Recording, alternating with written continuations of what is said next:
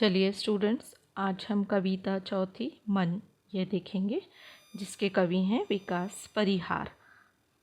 इनका जन्म 1983 में गुना मध्य प्रदेश में हुआ। पहले हम इनका परिचय देख लेते हैं। यह जो हैं विकास परिहार, इन्होंने 2000 से 2006 तक भारतीय वायुसेना को अपनी सेवाएं दी। फिर ये पत्रकारिता के क्षेत्र में उतरने के बाद रेडियो से जुड़े। साहित्य में इन्हें विशेष रुचि होने के कारण आप नाट्य गतिविधियों से भी जुड़े हुए हैं। मतलब यह बहुमुखी प्रतिभा के धनी हैं। इन्होंने बहुत सारे क्षेत्रों में काम किया है। जैसे उन्होंने वायुसेना में अपनी सेवा दी, पत्रकारिता से जुड़े, और फिर उन्होंने रेडियो में भी वो जुड़े, रेडियो में भी उन्होंने काम किया। उसके बाद साहित्य में इनकी अच्छी रुचि थी, इसलिए इन्होंने कविताएं वगैरह भी लिखी हुई हैं, जिसमें से ये कविता हम देख रहे हैं। यह जो कविता है, यह जापान की एक विशेष पद्धति जिसे हाइकू कहते हैं, उस पर आधारित है। हाइकू जो है वह विश्व की सबसे छोटी कविता कही जाती है, और 5वें दशक में हमारे हिंदी साहित्य ने हाइकू को खुले मन से स्वीकार किया है। हाइकू जो कविता लिखी जाती है वह 5-7-5 = 17 वर्ण के ढांचे में लिखी जाती है। और इस कविता में कवि ने अपनी छोटी छोटी घटनाओं के अनुभवों को हमें बताया है। तो चलिए अब हम ये कविता देखते हैं। देखिए, पहले तो हाइकू पद्धति के बारे में मैं आपको बताती हूँ। देखिए, घना अंधेरा यह 5 वर्ण हैं, उसके नीचे हैं चमकता प्रकाश 7 वर्ण हैं, और अधिक फिर से 5 वर्ण हैं। इस तरह देखिए 5-7-5 इस वर्ण इस तरह से मिली हुई कविता है, बराबर 17 वर्णों की ये कविता है। तो प्रत्येक स्टैंजा में हम देखेंगे कि 17-17 वर्ण दिए हुए हैं, है ना।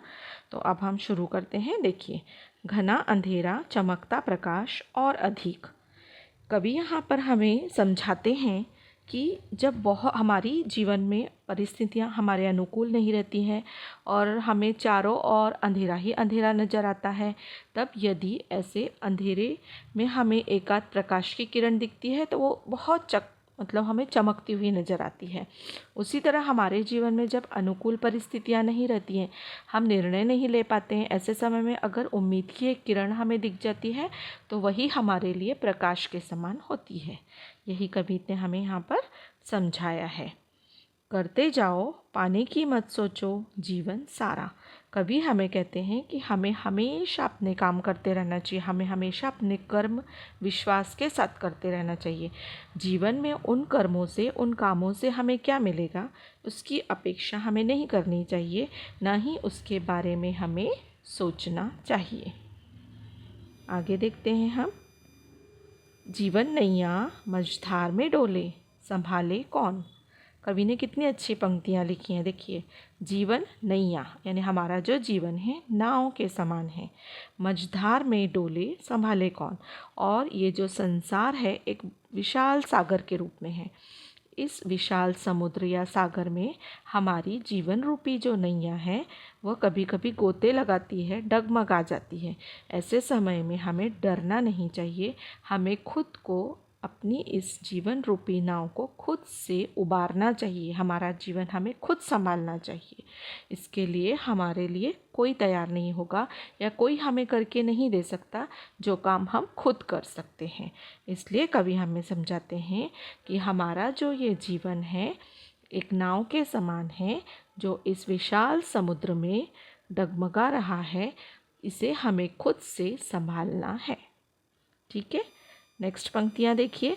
रंग बिरंगे रंग संग लेकर आया फागुन। कवि कहते हैं कि जब फागुन का महीना आता है तब हमें सब दूर रंगों की छटाएं नज़र आती हैं। इस ऋतु में बहुत सुंदर रंग बिरंगे फूल भी खिलते हैं, प्रकृति में बहुत सारी सुंदरता दिखाई देती है, मन जीवन और उल्लास से भर जाता है। इसी महीने में हम देखते हैं कि होली का पर्व भी आता है फागुन में, और इस होली के रंगों के साथ, प्रकृति के रंगों के साथ हमें भी मिल जाना चाहिए। अपने जीवन की सारी दुख और परेशानियों को हमें एक तरफ रखकर या भूल कर इन रंगों में हमें आनंद लेना चाहिए, हमें जीवन का आनंद लेना चाहिए, ऐसा कवि हमें समझाते हैं। कांटों के बीच खिलखिलाता फूल देता प्रेरणा। ये भी पंक्तियाँ बहुत सुंदर है। कवि कहते हैं कि देखिए, गुलाब के पौधे में कांटे ही कांटे रहते हैं, लेकिन उसमें एक सुंदर गुलाब का फूल खिलकर हमें यह दिखाता है कि देखो, कांटों में भी सुंदरता है। और या फिर जीवन अगर हमारा विकट परिस्थितियों से भरा हो और हम फिर भी उसका डटकर सामना करते हुए हंसते रहते हैं, तो हमारा जीवन भी इन गुलाब के फूल की तरह ही होता है कि चाहे जितने भी कांटे बिछे हों, हम अपने जीवन की नैया को अच्छी तरह से पार लगाने में समर्थ हो रहे हैं, ऐसा हमें लगता है। देखिए, भीतरी कुंठा आँखों के द्वार से आई बाहर।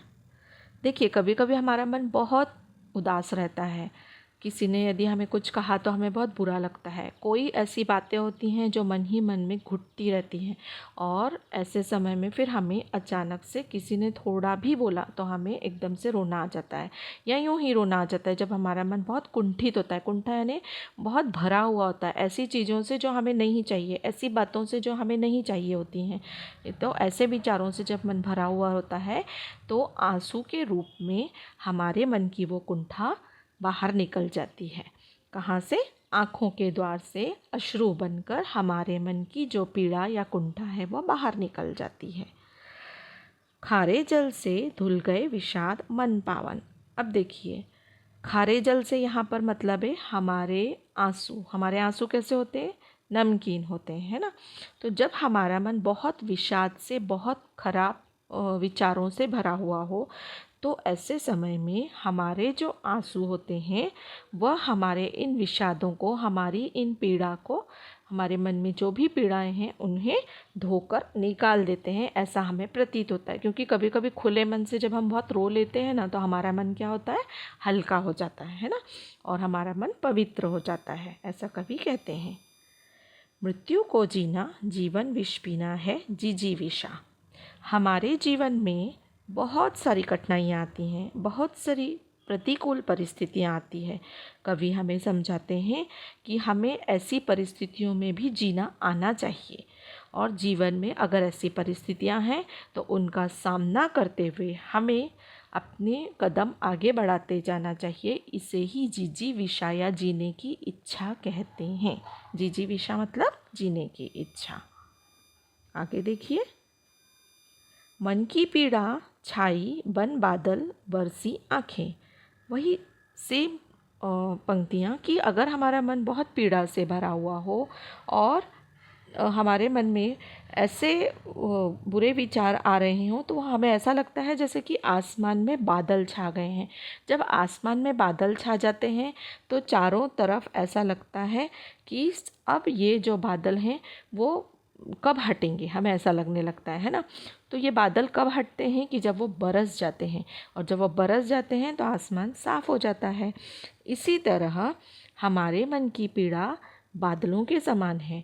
जब हम अपने मन की पीड़ा को बहा देते हैं आंसुओं के सहारे से, जब ये पीड़ा बह जाती है तो हमारा जो मन है वह भी साफ हो जाता है, ठीक उसी तरह जिस तरह आसमान साफ हो जाता है। ठीक है। चलती साथ पटरियाँ रेल की फिर भी मौन। अब हम देखते हैं कि तो जो रेल की पटरियाँ रहती हैं वो हमेशा हमें समांतर रूप में चलती हुई दिखाई देती हैं। कहाँ तक? जहाँ तक वो बनी हुई हैं, अनंत तक, यानी जहाँ तक वो बनी हुई हैं। तो वो अपनी ही रेखा में, अपनी ही राह में चलती जाती हैं, एक दूसरे से मिलती भी नहीं हैं और मौन धारण करती, शांत रहती हैं, किसी से कुछ बोलती नहीं हैं, फिर भी अपना काम करती ही जाती हैं। इसी तरह कवि कहते हैं कि हमें भी कभी कभी इन रेल की पटरियों की तरह मौन रहते हुए अपने जीवन में आगे बढ़ते रहना चाहिए। ठीक है। आगे की पंक्तियाँ देखिए। सितारे छिपे बादलों की ओट में सूना आकाश। देखिए, हमें पता है कि जो आकाश है उसके गहने कौन है? ये सारे चांद और सितारे। जब ये चांद और सितारे आकाश में हमें रात में दिखाई देते हैं तो बहुत सुंदर दिखते हैं, लेकिन जैसे ही सुबह होती है या फिर जब बादल आ जाते हैं तो ये तारे छिप जाते हैं। उसी तरह हमारे जीवन में बहुत से लोग उजाला बनकर आते हैं, लेकिन कभी कभी वो हमें किसी कारणवश छोड़ जाते हैं। जब वह छोड़ जाते हैं तो हमें चारों ओर सूनापन दिखाई देता है। ठीक उसी तरह जिस तरह बादलों के ओट में या बादलों के पीछे ये चांद और तारे छिप जाने से हमें आकाश सूना दिखाई देता है, ठीक उसी तरह हमारे जीवन में भी इन व्यक्तियों का स्थान होता है। जब ये ऐसे व्यक्ति हमसे दूर चले जाते हैं तो हमारा जीवन भी इन सूने आकाश की तरह ही हमें निरर्थक लगने लगता है। तुमने दिए जिन गीतों को स्वर हुए अमर। यहाँ कवियों के बारे में या उन रचनाकारों के बारे में कहते हैं कि यदि वह सुंदर सुंदर रचनाएं, सुंदर सुंदर कविताएं देते हैं जिनसे सभी लोगों को प्रेरणा मिलती है, तो ऐसे गीत या ऐसी कविताएं, ऐसी रचनाएं अमर हो जाया करती हैं, जिससे कि लोगों को अच्छी खुशी भी मिलती है और ऐसी कविताएं, ऐसे गीत सभी को याद भी रहते हैं। सागर में भी रहकर मछली प्यासी ही रही। कवि हमें कहते हैं कि यह जो जीवन है वह एक बड़े समुद्र की तरह है। समुद्र में का पानी नमकीन होता है, फिर भी उसके बहुत से जीव जंतु प्यासे रहते हैं, या फिर हम भी वो सागर का पानी नहीं पी सकते। क्यों? क्योंकि वह नमकीन होता है। कवि कहते हैं कि हम सबको इतने विशाल हृदय का होना चाहिए कि अगर हमें जीवन में सब कुछ मिला है तो हमें उससे दूसरों में भी बांटने दूसरों में भी हमें बांटने की इच्छा रखनी चाहिए, क्योंकि जो ही हम दूसरों की सहायता करते हैं तो हमें भी खुशी मिलती है। तो कवि कहते हैं कि अगर हमें जीवन में बहुत सारा धन मिले तो हमें उससे दूसरों की सहायता भी करना चाहिए। यदि हम ऐसा नहीं कर सके तो हमारा जो जीवन है उस सागर की तरह है जिसमें अथाह पानी है, लेकिन उसे कोई पी नहीं सकता। तो यह कविता है, बहुत सुंदर कविता है, जिसमें कवि ने हमारे भी जीवन के अनुभवों को और सारे लोगों के जीवन के अनुभवों को सुंदर तरीके से दर्शाया है। देखिए, अब यहाँ पर हम शब्दार्थ देखते हैं। शब्द संसार। मझधार, मझधार मतलब नदी के प्रवाह का मध्य भाग। मतलब नदी जब बहती है ना, तो जो बीचों बीच का भाग आता है उसे मझधार कहते हैं। बीच, नदी के बीच का भाग, उसे मझधार कहते हैं। कुंठा यानी घोर निराशा, जब हमारा मन बहुत निराशाओं से भरा हो उसे कुंठा कहते हैं। विषाद, अभिलाषा पूरी ना होने पर मन में होने वाला खेद या दुख। विषाद यानी कभी कभी हम कुछ इच्छा रखते हैं, हमारी इच्छा बहुत विशाल होती है और अगर वो पूरी नहीं होती तो हमें दुख होता है, तो उसे हम विषाद कहते हैं। जिजीविषा यानी जीने की इच्छा, जीवन के प्रति आसक्ति, जीने की इच्छा। ओट यानी आड़। ये है हमारे शब्दार्थ।